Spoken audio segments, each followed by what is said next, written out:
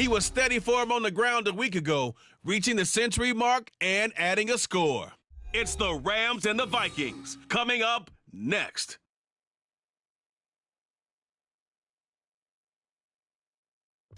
From the second largest city in the U.S., Los Angeles, California, we've got football as EA Sports coverage of the NFL is on the air.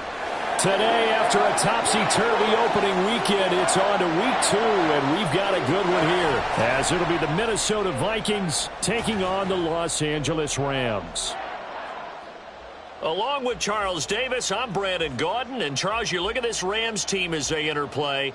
An early season tilt, and when it's an early season tilt, should be ready to roll. Well, let's face it, the aches and pains haven't really set in yet, and both teams eyeing a really good start to get things going. Meanwhile, for our visitors, the Vikings, they were winners last time out, so they'll be looking, Charles, to make it 2 in a row.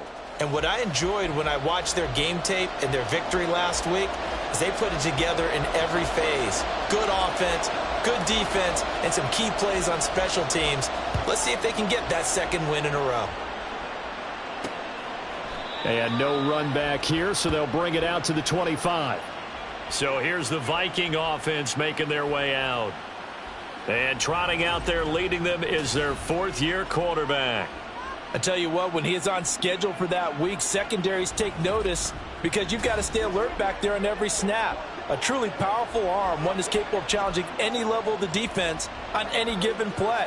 That's why so many scouts preach arm talent when preparing for the NFL draft. A quarterback with arm strength to make every throw in the book, he's an asset to have in any offense. A throw left side to start out. That's complete. And he's going to be dropped following a pickup of 7 past the 30 to the 32. A good, safe pass there right off the bat. That's almost a rhythm play. That's what we like to call it. Get them into rhythm early, something safe, something they're confident about, something they feel good. And once that's completed, then you just keep moving from there because the confidence elevates. They got 2 of the 3 they needed there. It leaves them with 3rd and just a yard. So they just need 1 yard here to pick up the first down. On 3rd down, it's Nelson. He is going nowhere as he is enveloped behind the line. This defense not budging. Back-to-back carries of just 2 yards. Strong start by this defense. 3rd and short, they go with a run. Stonewalled for no gain. I played for a guy who always talked about setting tones and meeting force with force. That felt like it on that play, didn't it? And they met it in a big way and won. What a great job by the defense. That'll go as a punt of 34 yards that time. And the Rams will go on offense here with a 1st and 10. So out comes this offense to take over for the first time. And a look here at their signal caller, the 5th-year quarterback. And he certainly had his share of struggles in the opener, threw a couple of ill-timed interceptions in the game. So that was something that was harped upon all week in practice. Because if he's going to help this team be a winning one, he can't give the football away like he did last week. Ready. On 1st down, they'll start out with Akers. And he'll scratch out a yard up to the 30, and that's all.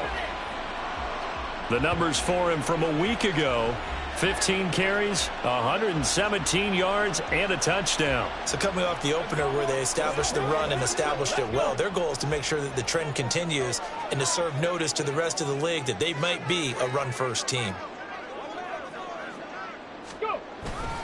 2nd down, they'll go with Akers again. And he'll scratch out only about a yard up to the 32. You look at this defense for the Vikings. They were terrific a week ago in the win over the Lions. Yeah, they gave up 17 points, but that's about what you'd consider the break-even mark. If you give up 17 points a game all year long, you're thinking you're going to be a playoff team. That's what you're looking for. Room to improve, of course. The Vikings after him, and they get there for the sack. The former USC Trojan, familiar with this place, Leonard Williams, drops him for a loss of 10, and it's going to be 4th and long. Yeah, last week in the loss, 5 punts as he gets this one away. Yeah, call it 38 yards on the punt, no return. And the Vikings will take over here, 1st and 10.